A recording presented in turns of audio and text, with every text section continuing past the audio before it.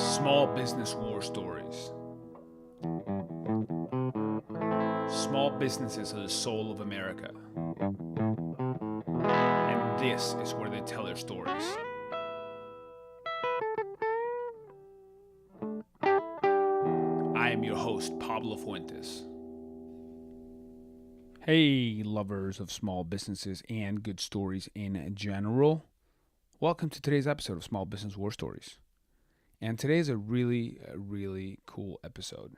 I sat down with Dan Grissom of Biscuit Press in Austin, Texas.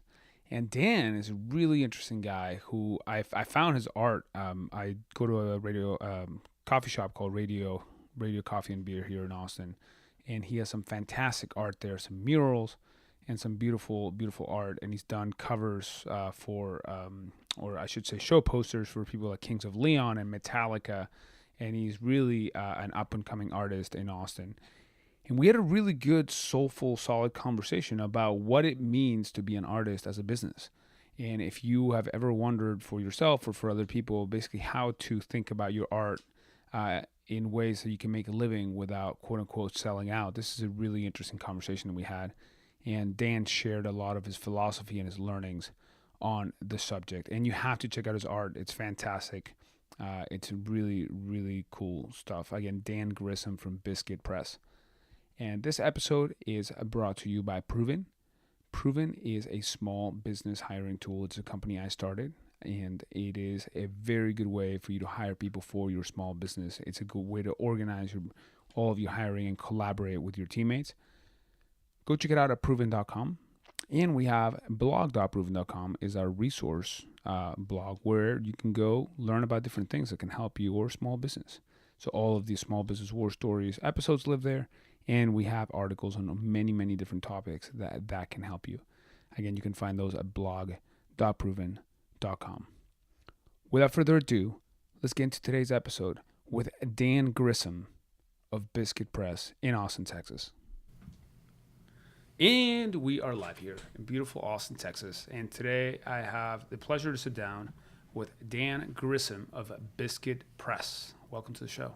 Thanks. How you doing? I'm doing well, man. It's getting hot around Austin right now. It is. It's getting very hot.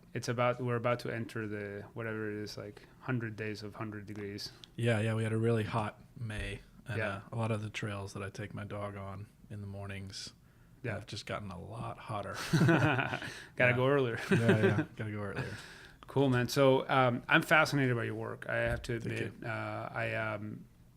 I've seen you a few times. I saw your Luck Reunion, which is Willie Nelson's event out in Spicewood for South by Southwest, gathering of artists. And then we saw each other at Calton Cases. I think Fretboard Journal put that together. Right. And you donated a print to that, right? For their auction. Mm-hmm. And I also happen to work, and I wrote a lot of my book at Radio Coffee and Beer, which is a place that highlights a lot of your work, right? Mm-hmm. And I did a lot of their design work early on. I was working for Sanctuary Print Shop, and I did their logo and all that stuff early on. Cool. And we have your dog Buck here having a great drink of water. He's got a little dry mouth. Get it, Buck. Take a sip of water. I might do the same. That's awesome. So what you do is, your work has evolved quite a bit over time, and I don't want to steal your thunder, but my impression of what attracted me to your work is this design and visual ethic that is very, it's this really powerful handmade, screen printed. It almost looks. I know after you show me your shop that it's not, but it almost looks like an old refined xylograph, which is what people used to do by etching wood, right, and printing things from wood tablets. But tell me, how did you go from being, so you originally started as a grad student in print and design, and then ended up working for somebody else, and then went out on your own. What was that journey and that transition like? So I guess it all started, I did undergrad. I got a bachelor's degree in graphic design. And then while I was studying graphic design, dogs are playing. Buddy, come here. Muddy Waggers. Our dogs get along well. So that's good. Buddy, come here. So while I was studying graphic design, I was also working as a graphic designer while I was in school.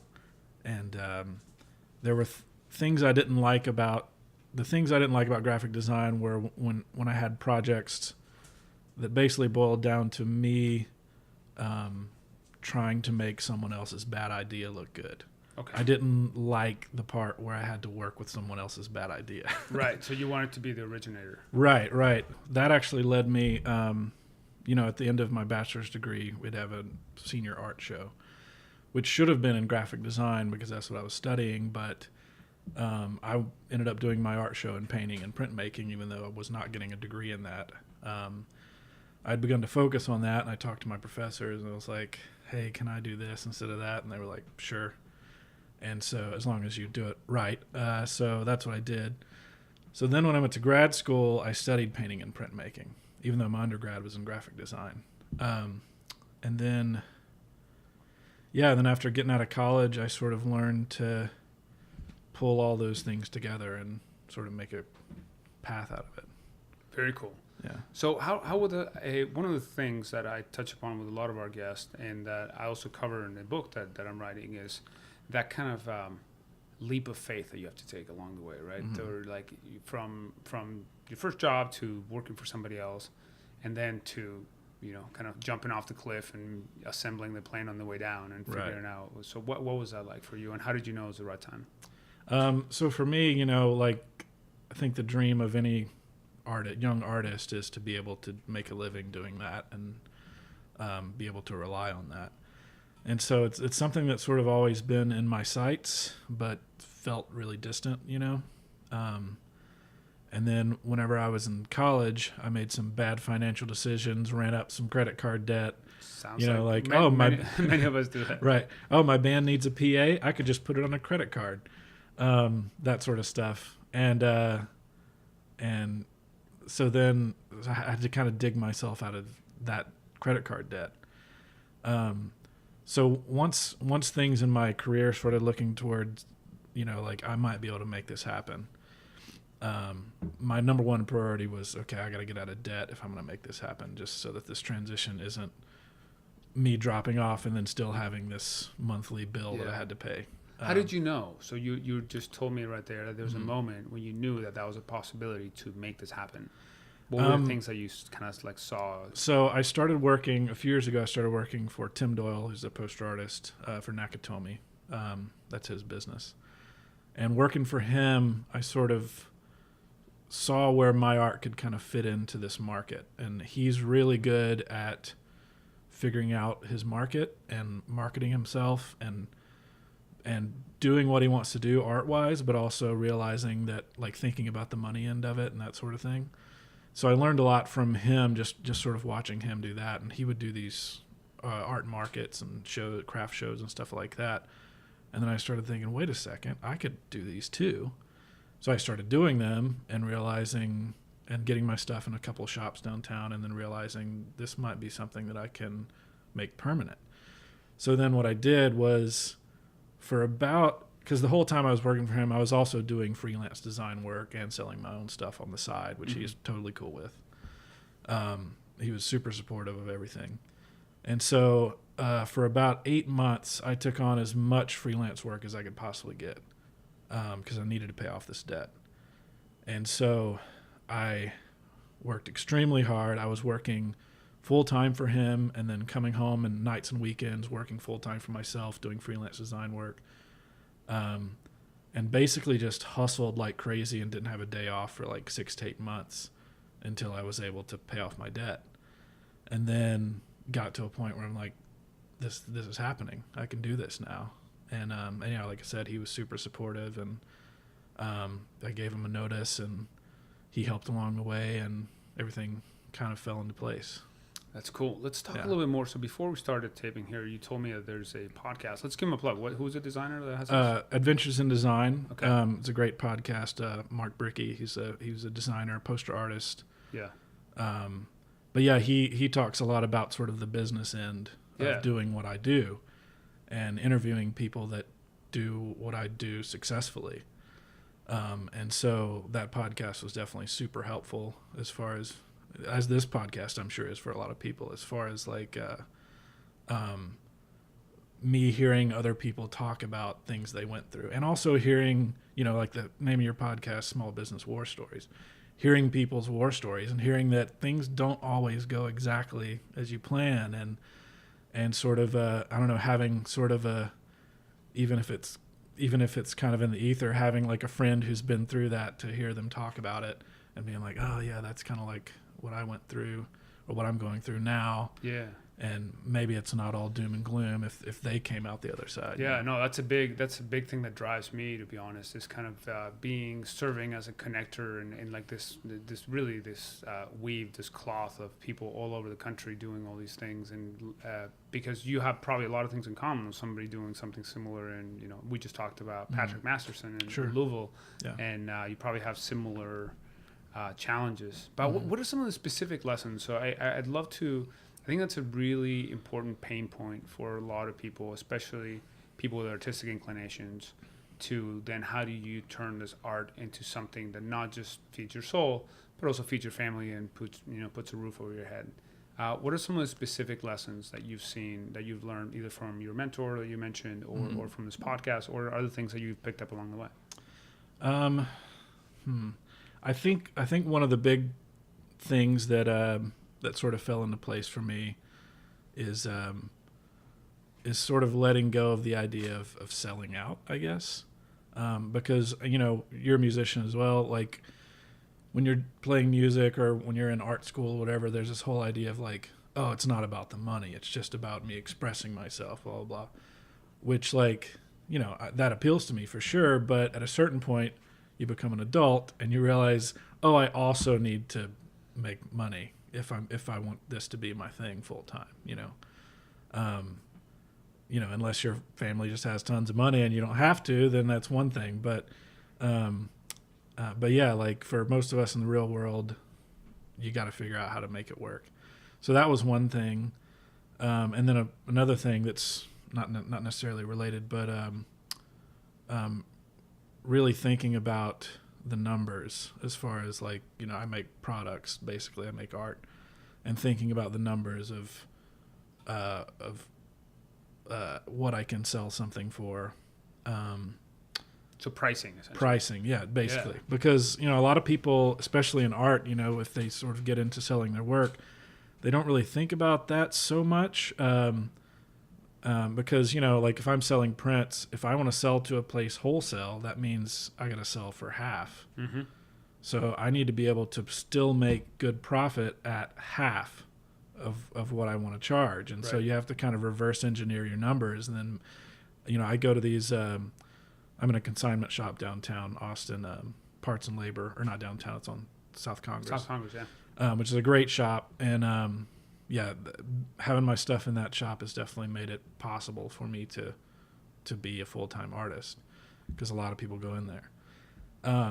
But going into shops like that, I often like look at stuff and see what it's priced at, and something might be priced at like $30, and then I sort of do the math on the materials, and I'm like, this probably cost this person $15 to make, and they're selling it for $30, which means wholesale is $15, which means they're not making anything.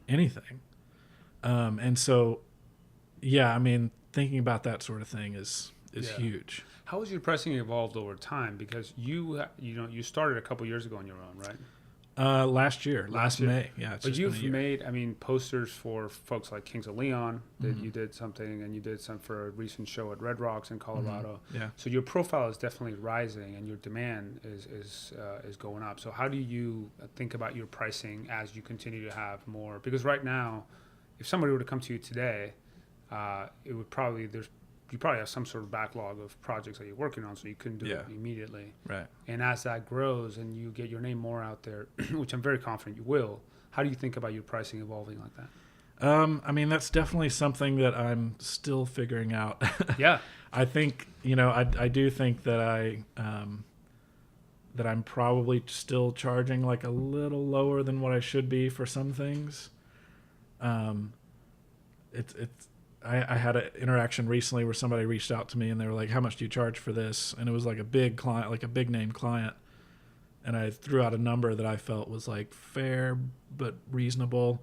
and they jumped on it really quickly. And then I thought, I probably should have gone a little higher. But the thing about gig posters is a lot of them, unless you're getting into like the handful of really big bands that people collect their posters and that sort of thing, a lot of those jobs don't necessarily pay super well. But I've heard there's another artist that I really love, Jay Ryan, who's a post artist that's been doing stuff for years. And he always says these prints, the gig posters are like huge business cards. Because what happens is he does a gig poster for Fugazi or something, and then some real hip person at some ad agency has this on his wall in his office because it's a really cool poster for a really cool band. And then he's like, oh, we need an illustrator for some project. Who can we hire? What about this guy that does gig posters? He does cool stuff. Yeah. And so I get a lot of bigger clients that come to me because they went to a Kings of Leon show and that's the poster they got, and they were like, oh, what if we can call this person, Right. And you have your name and all that and all. Yeah, I stamped the back of my prints has my website and everything, and then a lot of those bigger ones has my name and website on the front of it too. Yeah, so it's a really interesting insight. It's basically sometimes you can almost think of them as loss leaders in some way, of like doing really good work for things that will get you that exposure. But that's a tricky line, right? It is like tricky. The whole exposure line. Yeah. Because as you know, in the art community, like it's almost like it's almost a punchline. Yeah, it's like definitely. you can't pay with exposure at the grocery store. Right. So yeah, that's sort of tricky to navigate sometimes. And I don't take on a ton of jobs like that. I can kind of pick and choose and say like, this I do think could lead to something. This person's saying it's good exposure, but that sounds like BS to me. And so you pick and choose and figure out what works for you, I guess. Yeah. But so that's more of a judgment call each time. Yeah, and I am getting to the point where I can raise those prices a little bit to make it so that I'm not losing money. Yeah. I'm just not making a ton. Like I did a gig poster for Metallica. Yep. And I've heard of them. Yeah, it's a pretty big band. And so, that job paid fairly well for a gig poster, but not amazing. But I got other work through that. And also like people go to my website and they're like, oh, this guy does stuff for Metallica. It's validation. Yeah. And so I can sort of run the numbers in my head of like, that's going to be totally worth it. And I did get paid totally worth my time. Yeah. But it wasn't like, oh, he's getting Metallica money, hundreds of thousands of dollars, not that sort of thing. But well, this podcast actually has a parallel to that, where initially the first dozen guests were people I kind of knew, right? So like Home Slice Pizza and Antones and folks like Austin Vintage Guitars.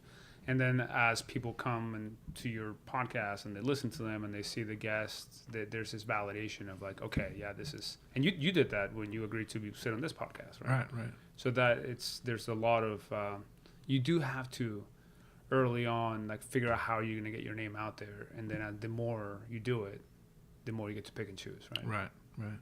That's cool.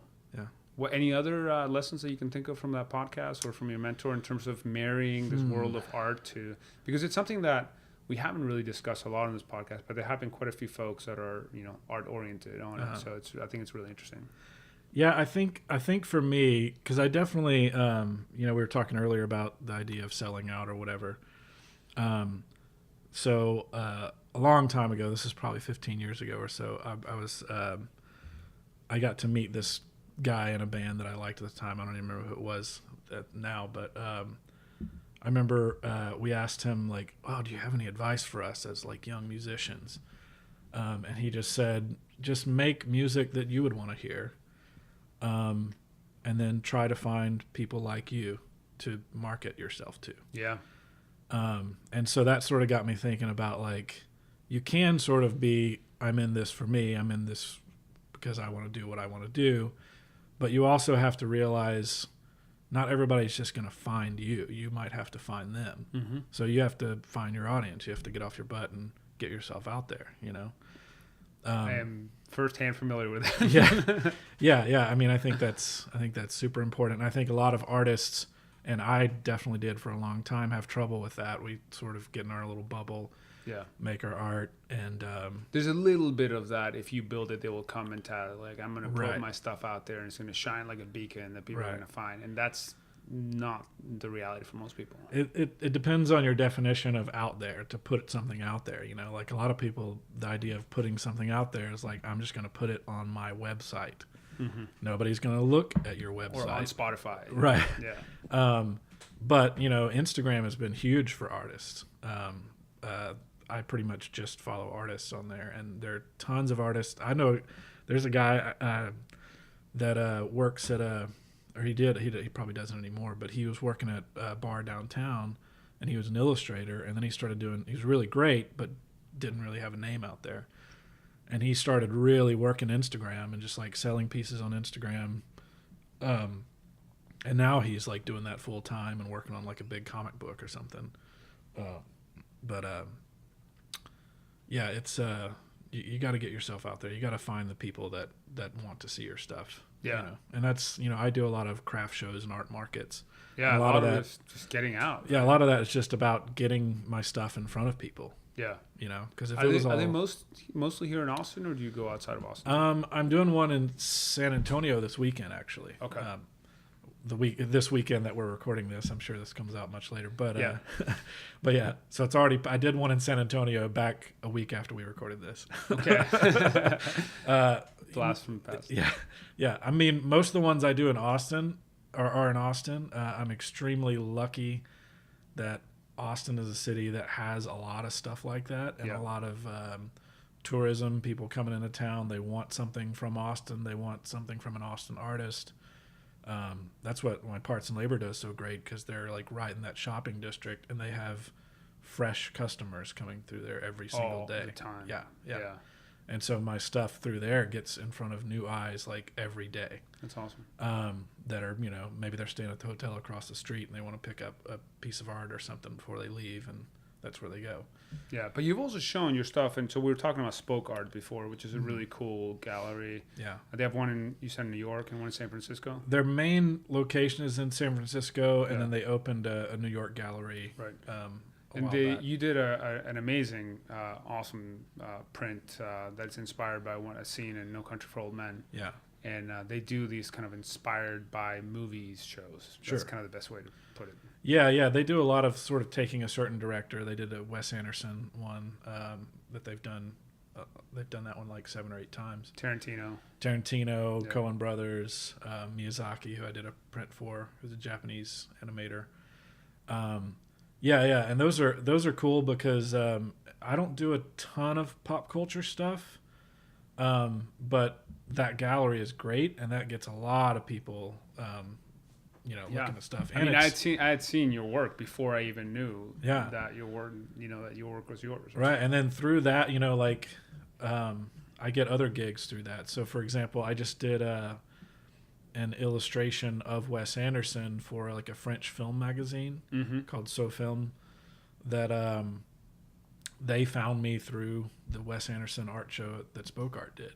Okay. And then reached out to me, and they're like, oh, this guy gets Wes Anderson, gets his sort of aesthetic, and we like his drawing style. Maybe we can get him to draw a picture of Wes Anderson to put in the magazine. And so I got actual work out of that aside from selling the prints, That's awesome. That's kind of a little bit more of the calling card sort of idea.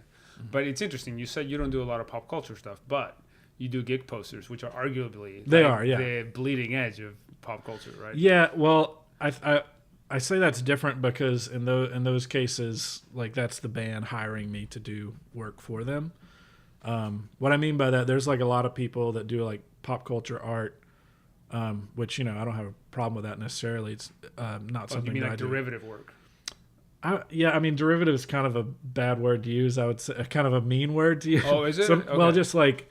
It's true. No. I didn't mean to. No, I mean it's the right word, but it's also like can be taken the wrong way. Like, in art school, if you're in a critique and you say this is really derivative, it means hey, you don't have any good ideas. Why are you doing this? But yeah, I get what you're saying, and it's totally. I honestly apologize. No. Misstep. You did not offend me at all. But no, like there are a lot of people that are really into that. Like my old boss Tim. culture is like a huge part of his life, like nerd culture and that sort of thing. And so a lot of his prints are that stuff, which is great, and there's a huge audience for that. Okay. I enjoy drawing more like animals and landscape stuff like that, and so a lot of my more art prints are that sort of thing. But these spoke art shows have definitely allowed me to sort of like put my toes in the water of the pop culture scene, and get some of those people looking at my stuff too. Cool. So. Now you're really unique because we were talking a little bit about this before we started rolling tape, but you have a background in design, and you also became an illustrator. So, but you have that design training. Yeah. But in a world where you see increasingly, an automated world where things are, I guess, less made by hand. And how do you see the importance of things that are like you draw a lot of your art by hand, right? And then you do get it into a computer eventually to make your screens. There must be a way to do that by hand too, but it probably takes a lot longer, right? Yeah. You end up cutting like what's called rubylith films, where you're actually cutting the films by hand with an X-Acto knife, and that probably takes. That's a whole thing that I've never gotten into, Yeah. and I think it's cool, but I don't really plan on getting into it because it's. But you draw your original designs by hand. You also have some designs, I presume, some work that you've done on digital form. Sure, yeah. I mean, I've actually been doing a lot more all digitally drawing on my iPad Pro. I do a lot by hand, like pen and ink, like you were saying. But yeah, being able to embrace technology a little bit has been really helpful because working on the iPad Pro, I can get really similar results as with pen and ink. Really? Yeah, like that No Country for Old Men print was all done on the iPad Pro. Really? Yeah. See, man, now you're messing with my head. Yeah, well, I mean, it took a while. Like, there's an app called Procreate that's a drawing app on there. And it took a while to mess with it and sort of figure out the brush settings and figure out how I needed to set everything to perform how I want my pen and ink to perform. And so, yeah, once I sort of dialed it in and figured that out, it's made it so that, a lot of times with gig poster work, sometimes you don't have a huge window of time. And sometimes it's like, we need this poster finished this week. Can you do it? And if I was doing that all pen and ink, it might be touch and go. But if I can do it on the iPad, yeah, I can definitely do it because I can. And you can correct too. I can work a lot quicker. I can correct a lot quicker, more quickly, I guess. And so being able to utilize technology in that way has made things easier in a lot of ways. Okay. And I can draw while laying on my couch with my dog. Right, as opposed to having to sit in the studio. Yeah. Because do you have a drafting table? I do. Yeah. Okay, yeah. I missed that during the shop tour. It's in the other room. Oh, it's in the other room. That's why I saw. Okay. So we've kind of touched upon this a little bit, but what is your main way to get customers now through referrals? And do you do any like sort of advertising or outreach? I mean, I guess going to shows is sort of like your way to put yourself out there, but over time, how is your way to get customers involved? It's mostly word of mouth. Okay. And doing those shows. Like those shows are huge. Like I get to meet a lot of people, and sometimes there'll be people that are like, oh, we saw this when we came to a different show 6 months ago. We really wanted to buy this piece, and then we didn't at the time, and now we're buying it. Like we saw it again, we love it, so we're gonna get it again, or we're gonna get it this time. And like a lot of people email me out of the blue. Every time I do one of those shows, my inbox is full, like for several weeks after, of just people like, hey, I like your work.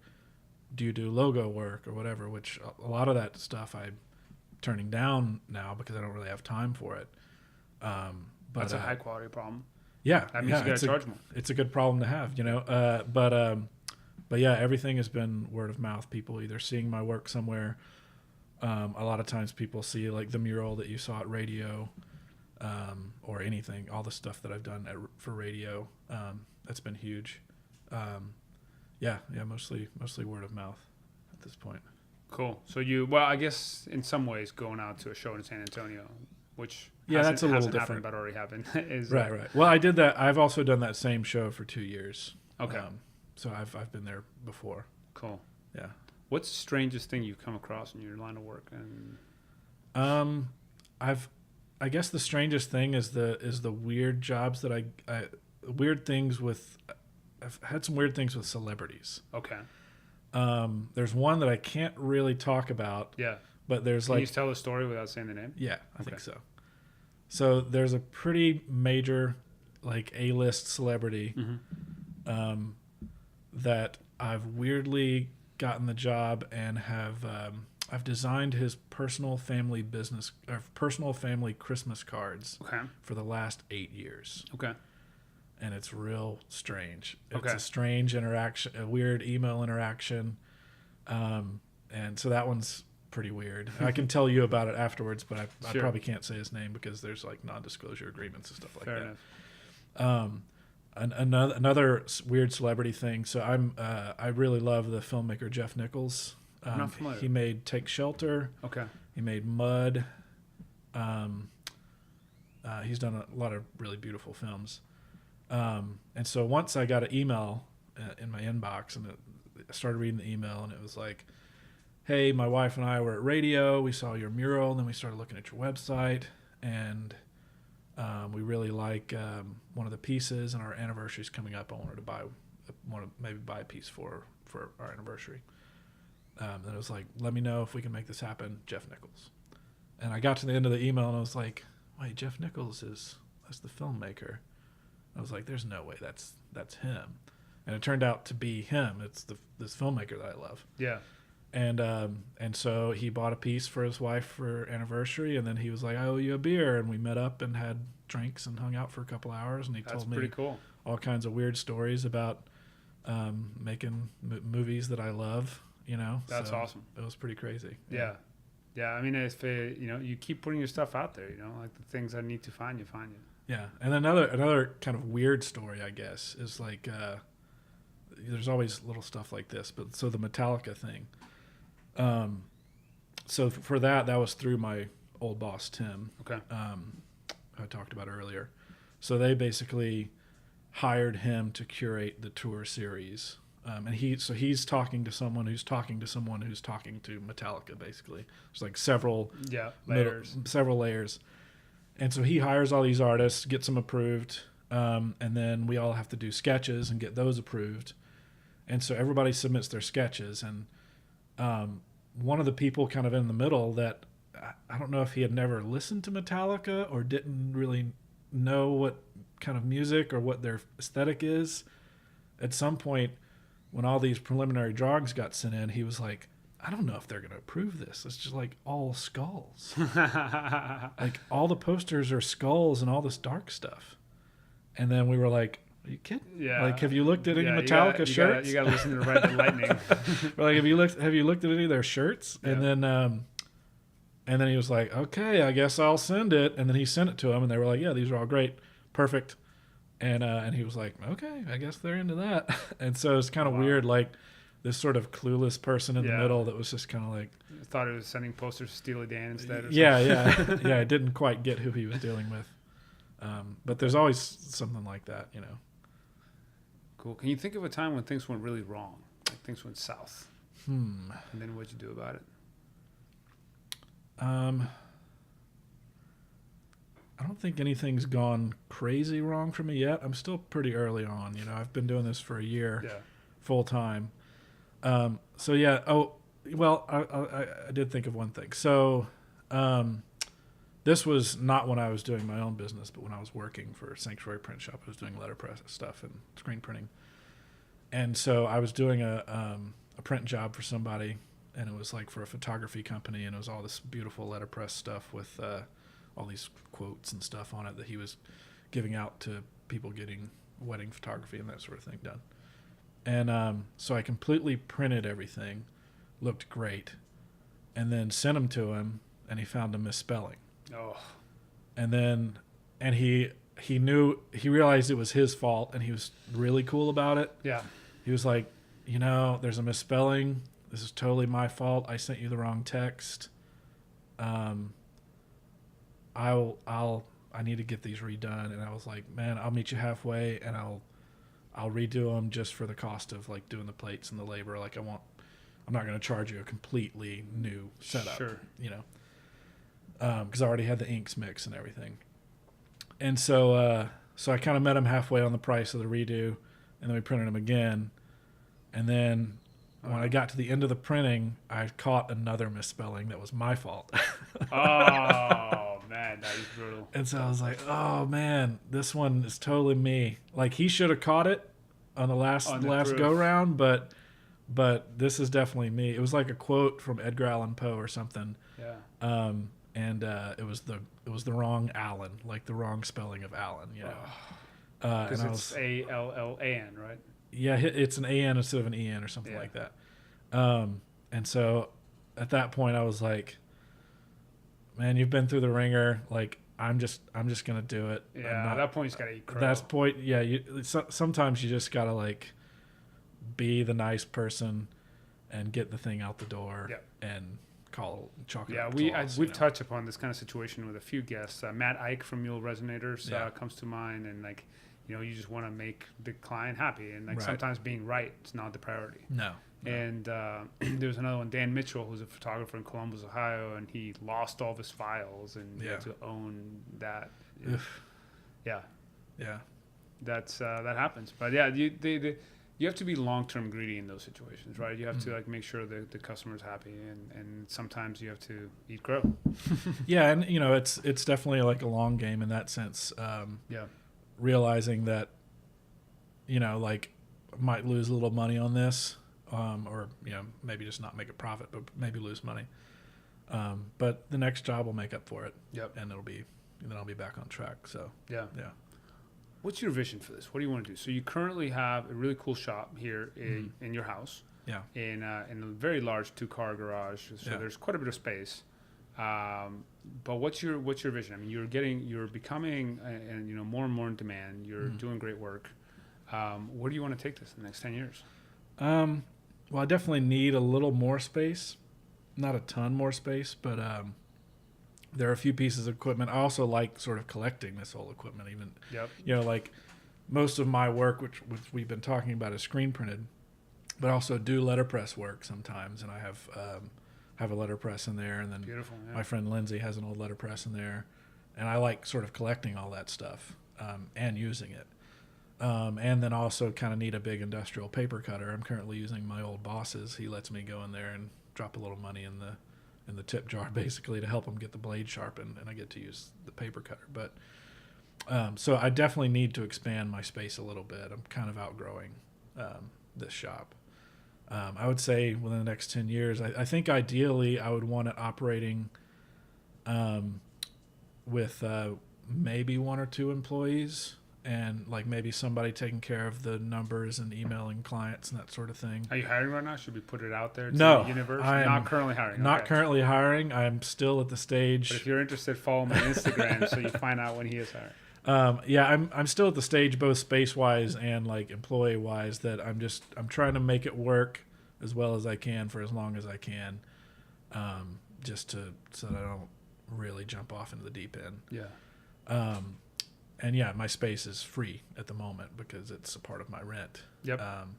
Or I guess it's not free, but it's cheaper than renting a big studio space. Sure thing. Yeah. So I think, in 10 years, maybe having a couple of employees, somebody helping with the printing, somebody helping with the numbers and the emailing and the accounting and all that sort of thing, and me focusing on the work. And you want to stay here in Austin? That's your...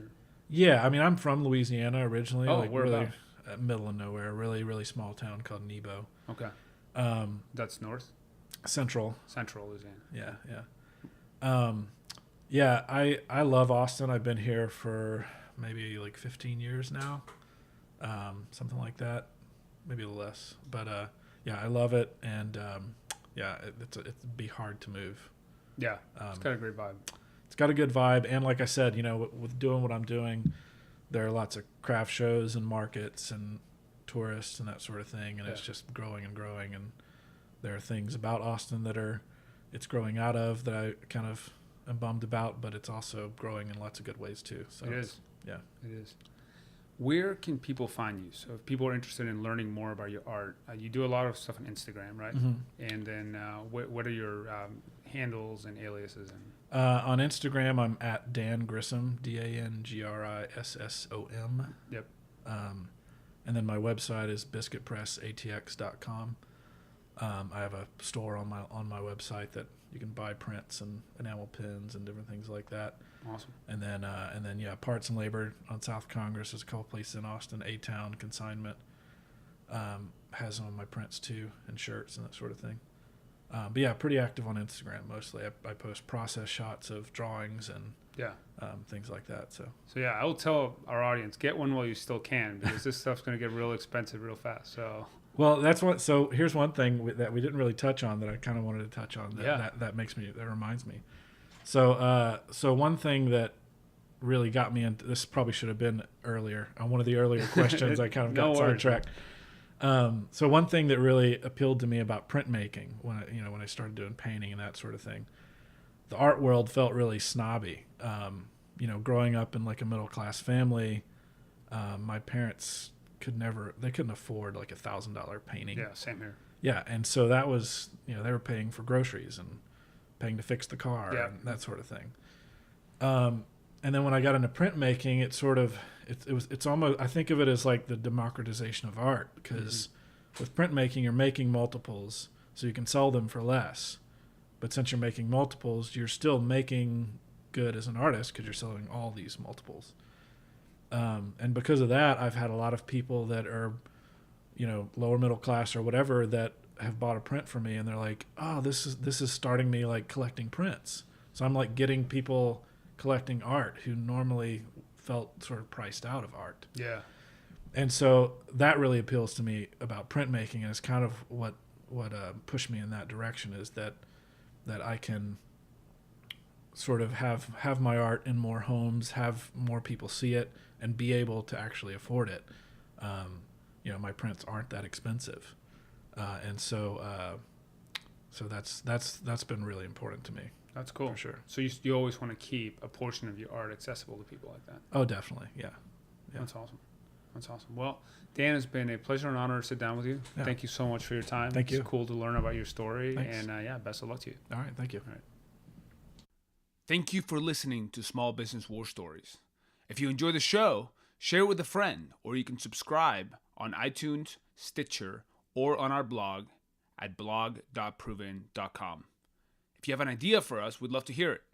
Please email us at podcast@proven.com. See you next time.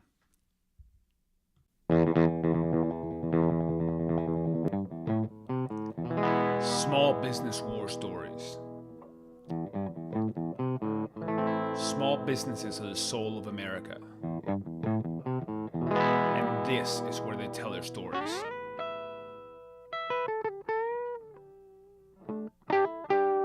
I am your host, Pablo Fuentes.